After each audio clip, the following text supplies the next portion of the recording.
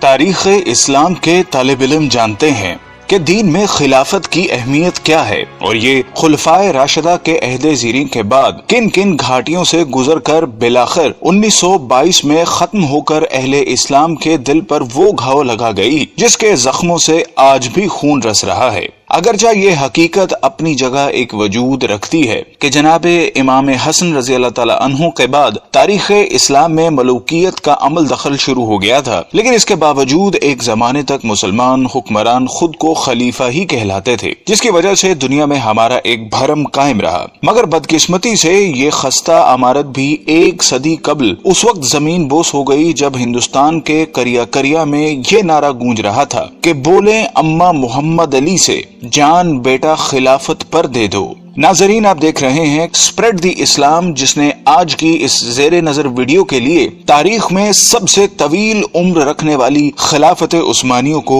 اپنا موضوع سخن بنایا ہے، جس میں اس عہد کے سرسری جائزے کے ساتھ ساتھ اس معاہدے کا بھی خاص طور پر تذکرہ کیا جائے گا جو کہ اس کے خاتمے کے وقت اتحادی قوتوں اور اس کے شکست خوردہ حکمران کے درمیان طے ہوا تھا، جس کی عمر 100 سال مقرر کی گئی تھی، اور ہم جانتے ہیں کہ یہ مدت آئندہ سالوں میں ختم ہو جانے والی ہے، جس کے بعد نہ صرف عالم اسلام بلکہ پوری دنیا میں ایک بہت بڑی تبدیلی کے مواقع موجود ہیں۔ لیکن اصل موضوع کی جانب بڑھنے سے قبل ہمارے اس قافلہ تحقیق و جستجو میں نئے شامل ہونے والے ساتھیوں سے درخواست ہے کہ وہ پہلے چینل کو سبسکرائب کر کے ساتھ موجود گھنٹی کی علامت کو بھی دبا دیں تاکہ اسی نوع کی ہماری دیگر ویڈیوز بھی ایک خودکار نظام کے ذریعے آپ تک پہنچتی رہیں۔ معزز ناظرین، بنو امیہ کی حکومت کے خاتمے کے بعد 132 ہجری میں خلافت بنو عباس کا قیام عمل میں آیا، جو کہ قریب 5 صدیوں تک قائم رہی، اور اس زمانے میں بغداد نہ صرف علم و حکمت کا گھر تصور ہوتا تھا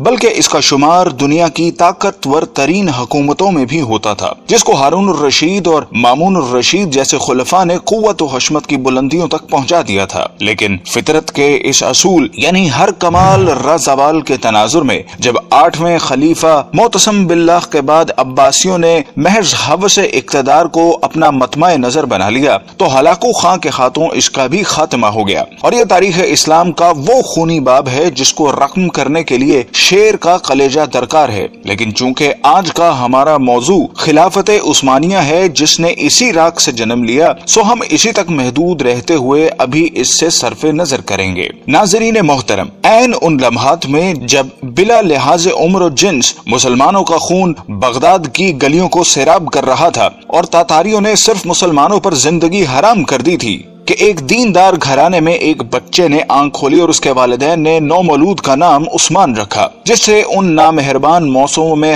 ہر ممکن حد تک اچھی تربیت کی گئی، اور جب وہ جوانی کی حدود میں پہنچا تو اس نے اپنا روحانی تعلق ایک درویش خدا مست سے قائم کر لیا، اور پھر ایک دن اس نے خواب دیکھا کہ اس کے مرشد کے سینے سے ایک چاند نکل کر اس پر سایہ فگن ہو گیا ہے۔ ساتھ ہی اس نے دیکھا کہ اس کے قدموں سے ایک درخت نے جنم لیا جو دیکھتے ہی دیکھتے نہ صرف جوان ہو گیا بلکہ اس کی شاخوں نے دنیا کے ایک بہت بڑے حصے کو بھی اپنی لپیٹ میں لے لیا ہے، اور اسی کی کوکھ سے اس نے 4 دریاؤں اور 4 پہاڑوں کو بھی نکلتے دیکھا۔ خواب سے بیداری کے بعد جب عثمان نے یہ خواب اپنے پیر و مرشد کے سامنے بیان کیا تو انہوں نے کہا، مبارک ہو، اللہ نے تمہیں اور تمہاری اولاد کو اپنے دین کے لیے چن لیا ہے۔ ناظرین گرامی، یہ 1299 کا سال تھا جب فطرت نے عثمان کو دولت عثمانیہ قائم کرنے کی قوت بخشی۔ یہ نوزائندہ اسلامی مملکت اس بازنطینی حکومت کے پڑوس میں قائم ہوئی جس کو آج ہم اہل روم کی حکومت سے موسوم کرتے ہیں۔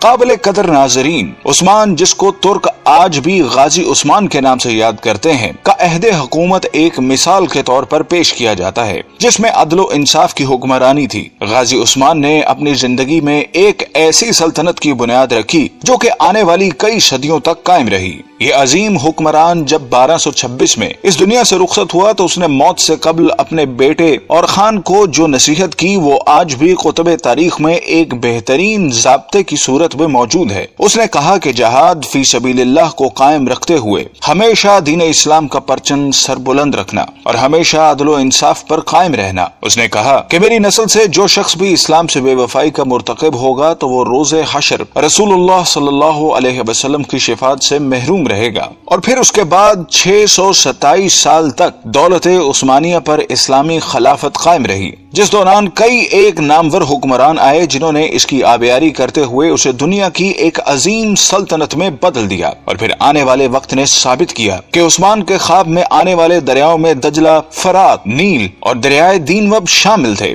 جبکہ پہاڑوں میں کوہ طور، کوہ بلقان، کوہ کاف اور کوہ اطلس تھے جو کہ بعد ازاں اس کی قلم رو کا حصہ بنے۔ ناظرین گرامی، جیسا کہ ہم نے عرض کیا کہ 1922 میں اس وقت خلافت عثمانیہ کو ایک بین الاقوامی معاہدے کی روح سے ختم کر دیا گیا، جس کے بعد اسلامی حکومتی مرکز کی چھتری سے نکل کر علیحدہ علیحدہ تشخص کی حامل ہو گئیں۔ لیکن ہم میں سے بہت کم لوگ ایسے ہیں جو اس معاہدے کے بارے میں آگاہ ہوں، جن کی تفصیلات ہم آپ کے سامنے رکھ رہے ہیں، جن کو جاننے کے بعد ہمیں امید ہے کہ آپ دنیا کے موجودہ حالات اور اس میں عالم اسلام کے حالت زار کے بارے میں بہتر تجزیہ کر سکیں گے۔ جب پہلی جنگی عظیم کے بعد ترکوں کو شکست فاش کا سامنا کرنا پڑا تو اس کے بعد اتحادی ممالک جن میں برطانیہ اور فرانس جیسی قوتیں شامل تھیں نے ترک سلطان سے معاہدے میں یہ شرطیں بنوائیں جن کے مطابق سلطان کی تمام ذاتی املاک کو ضبط کر لیا گیا۔ خلافت عثمانیہ جو کہ 3 بر اعظموں پر پھیلی تھی کو توڑ دیا گیا، اور آپ اس کی وسعت کا اندازہ لگانا چاہیں تو حیران رہ جائیں گے کہ اس کو توڑنے کے بعد دنیا میں 40 آزاد ممالک وجود میں آئے، جن میں آج کی دنیا کے بیشتر اسلامی ملک شامل ہیں۔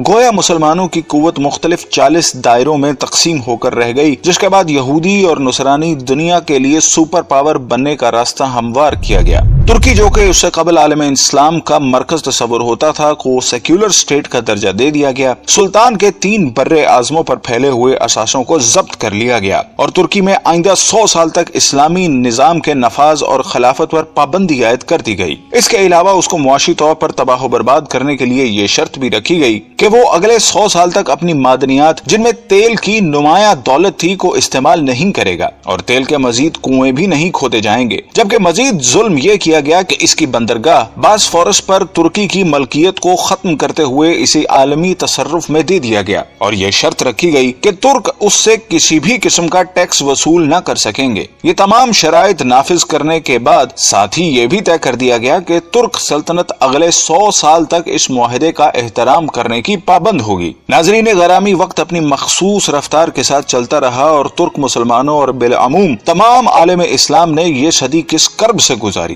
اگر اس داستان خون رنگ کو لکھنے کی جسارت کی جائے تو ظاہر ہے ایک پوری کتاب کی ضرورت پڑے گی، لیکن یہ عہد پرآشوب اپنی تمام تر حشر سامانیوں کے ساتھ اب اپنی آخری سانسیں لے رہا ہے، اور اب مزید کچھ سال بعد ترکی اس معاہدے سے آزاد ہونے والا ہے جس نے 100 سال تک اس کی آزادی کو اس سے چھینے رکھا۔ لیکن جو وقت قریب آ رہا ہے تو اسلام مخالف قوتوں کی راتوں کی نیند میں خلل آنے لگا ہے کہ اس معاہدے کے بعد دنیا میں ایک بار پھر نئے دور کا آغاز ہونے والا ہے، جس کی طاقتور شہادتیں ترکی کی موجودہ قیادت جو کہ مرد حر طیب اردغان کا قول و عمل دے رہا ہے۔ ہر چند کے گزشتہ 1 صدی میں ترکی کو اسلام سے دور رکھنے کی ہر ممکنہ کوشش کی گئی، لیکن اس کے باوجود حالات گواہی دے رہے ہیں کہ وہ چنگاری جس کو اغیار نے اپنی مکاری سے دبانے کی سرتوڑ کوششیں کی، وہ ایک بار پھر شعلہ بننے کے لیے بےتاب ہیں۔ بلکہ اگر طیب اردغان کے طرز عمل پر ذرا سا بھی غور کریں تو یہ بات کھل کر سامنے آتی ہے کہ برما کا معاملہ ہو یا کشمیر کا مسئلہ،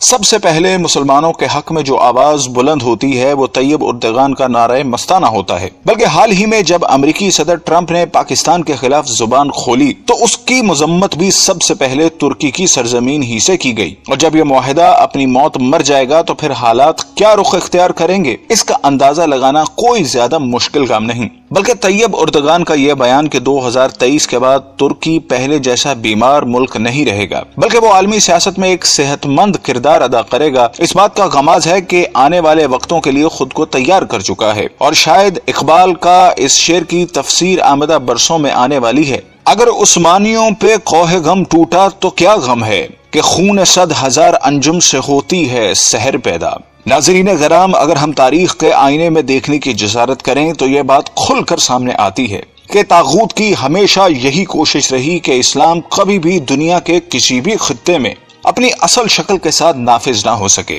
اور اگر ماضی میں بھی کبھی ایسی کوشش کی بھی گئی تو اس کی مخالفت میں تمام ابلیسی قوتیں متحد ہو گئیں، جس کی تازہ ترین مثال ملا عمر کے افغانستان میں اسلام کے نفاذ کی کوشش تھی، جو طاغوت کے لیے ایک ڈراؤنا خواب تھا، جس کے مقابلے میں ہم نے دیکھا کہ دنیا کی تمام قوتیں اس پسماندہ ترین ملک کے خلاف صف آرا ہو گئیں، اور نہ ہی وہ طاقتیں جن کے بارے میں اللہ رب العزت کا ارشاد ہے کہ یہ کبھی تمہاری دوست نہیں ہو سکتی، بلکہ یہ آپس میں ہی ایک دوسرے کی دوست ہیں۔ یہ گوارا کرتی ہے کہ ملت اسلامیہ کبھی ایک مرکز تلے جمع ہو سکے، اور یہی وجہ ہے کہ انہوں نے اسلام کی خلافت کو ختم کر کے اپنے تئیں ایک بہت بڑا معرکہ سر کر لیا تھا، اور اس خوش فہمی میں مبتلا تھیں کہ شاید ایک صدی کی گرد تلے دبے یہ ترک مسلمان دوبارہ اپنی فطرت کی طرف مراجعت اختیار نہیں۔ تاریخ اسلام کے طالب علم جانتے ہیں کہ دین میں خلافت کی اہمیت کیا ہے، اور یہ خلفائے راشدہ کے عہد زیریں کے بعد کن کن گھاٹیوں سے گزر کر بالآخر 1922 میں ختم ہو کر اہل اسلام کے دل پر وہ گھاؤ لگا گئی جس کے زخموں سے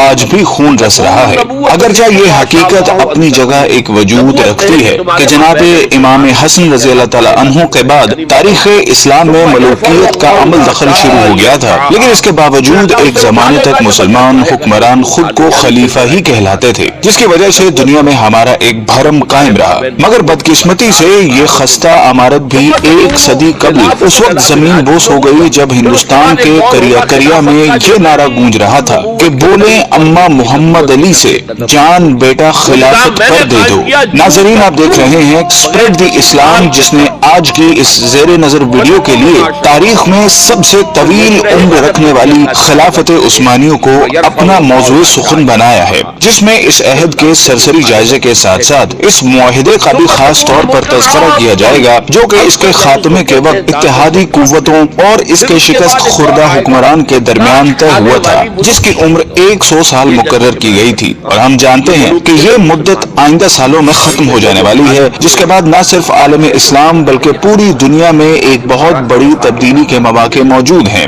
لیکن اصل موضوع کی جانب بڑھنے سے قبل ہمارے اس قافلہ تحقیق و جستجو میں نئے شامل ہونے والے ساتھیوں سے درخواست ہے کہ وہ پہلے چینل کو سبسکرائب کر کے ساتھ موجود گھنٹی کی علامت کو بھی دبا دیں تاکہ اسی نوع کی ہماری دیگر ویڈیوز بھی ایک خودکار نظام کے ذریعے آپ تک پہنچتی رہیں۔ معزز ناظرین، بنو امیہ کی حکومت کے خاتمے کے بعد 132 ہجری میں خلافت بنو عباس کا قیام عمل میں آیا، جو کہ قریب 5 صدیوں تک قائم رہی، اور اس زمانے میں بغداد نہ صرف علم و حکمت کا گھر تصور ہوتا تھا بلکہ اس کا شمار دنیا کی طاقتور ترین حکومتوں میں بھی ہوتا تھا، جس کو ہارون الرشید اور مامون الرشید جیسے خلفاء نے قوت و حشمت کی بلندیوں تک پہنچا دیا تھا۔ لیکن فطرت کے اس اصول یعنی ہر کمال رضوال کے تناظر میں جب 8ویں خلیفہ معتصم باللہ کے بعد عباسیوں نے محض حبس اقتدار کو اپنا مطمع نظر بنا لیا تو ہلاکو خاں کے ہاتھوں اس کا بھی خاتمہ ہو گیا، اور یہ تاریخ اسلام کا وہ خونی باب ہے جس کو رقم کرنے کے لیے شیر کا کلیجہ درکار ہے۔ لیکن چونکہ آج کا ہمارا موضوع خلافت عثمانیہ ہے جس نے اسی راز سے جنم لیا، سو ہم اسی تک محدود رہتے ہوئے ابھی اس سے صرف نظر کریں گے۔ ناظرین محترم، عین ان لمحات میں جب بلا لحاظ عمر و جنس مسلمانوں کا خون بغداد کی گلیوں کو سیراب کر رہا تھا اور تاتاریوں نے صرف مسلمانوں پر زندگی حرام کر دی تھی کہ ایک دیندار گھرانے میں ایک بچے نے آنکھ کھولی اور اس کے والدین نے نومولود کا نام عثمان رکھا، جس سے ان نامہربان موسموں میں ہر ممکن حد تک اچھی تربیت کی گئی، اور جب وہ جوانی کی حدود میں پہنچا تو اس نے اپنا روحانی تعلق ایک درویش خدا مست سے قائم کر لیا، اور پھر ایک دن اس نے خواب دیکھا کہ اس کے مرشد کے سینے سے ایک چاند نکل کر اس پر سایہ فگن ہو گیا ہے۔ ساتھ ہی اس نے دیکھا کہ اس کے قدموں سے ایک درخت نے جنم لیا جو دیکھتے ہی دیکھتے نہ صرف جوان ہو گیا بلکہ اس کی شاخوں نے دنیا کے ایک بہت بڑے حصے کو بھی اپنی لپیٹ میں لے لیا ہے، اور اسی کی کوکھ سے اس نے 4 دریاؤں اور 4 پہاڑوں کو بھی نکلتے دیکھا۔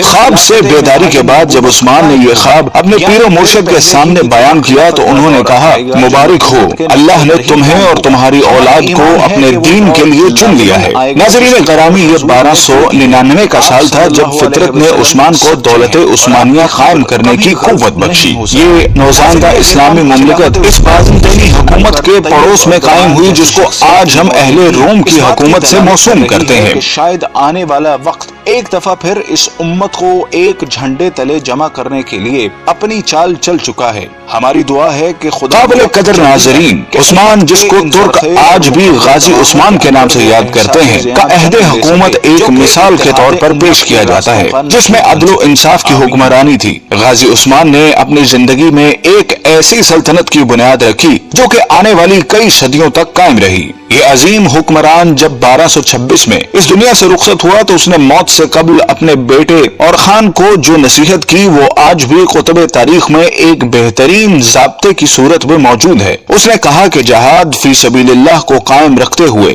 ہمیشہ دین اسلام کا پرچم سر بلند رکھنا اور ہمیشہ عدل و انصاف پر قائم رہنا۔ اس نے کہا کہ میری نسل سے جو شخص بھی اسلام سے بے وفائی کا مرتکب ہوگا تو وہ روز حشر رسول اللہ صلی اللہ علیہ وسلم کی شفاعت سے محروم رہے گا۔ اور پھر اس کے بعد 627 سال تک دولت عثمانیہ پر اسلامی خلافت قائم رہی، جس دوران کئی ایک نامور حکمران آئے جنہوں نے اس کی آبیاری کرتے ہوئے اسے دنیا کی ایک عظیم سلطنت میں بدل دیا۔ اور پھر آنے والے وقت نے ثابت کیا کہ عثمان کے خواب میں آنے والے دریاؤں میں دجلہ، فرات، نیل اور دریائے دینوب شامل تھے، جبکہ پہاڑوں میں کوہ طور، کوہ بلقان، کوہ کاف اور کوہ اطلس تھے جو کہ بعد ازاں اس کی قلم رو کا حصہ بنے۔ ناظرین گرامی، جیسا کہ ہم نے عرض کیا کہ 1922 میں اس وقت خلافت عثمانیہ کو ایک بین الاقوامی معاہدے کی روح سے ختم کر دیا گیا، جس کے بعد اسلامی حکومتی مرکز کی چھتری سے نکل کر علیحدہ علیحدہ تشخص کی حامل ہو گئیں۔ لیکن ہم میں سے بہت کم لوگ ایسے ہیں جو اس معاہدے کے بارے میں آگاہ ہوں، جن کی تفصیلات ہم آپ کے سامنے رکھ رہے ہیں، جن کو جاننے کے بعد ہمیں امید ہے کہ آپ دنیا کے موجودہ حالات اور اس میں عالم اسلام کے حالت زار کے بارے میں بہتر تجزیہ کر سکیں گے۔ جب پہلی جنگی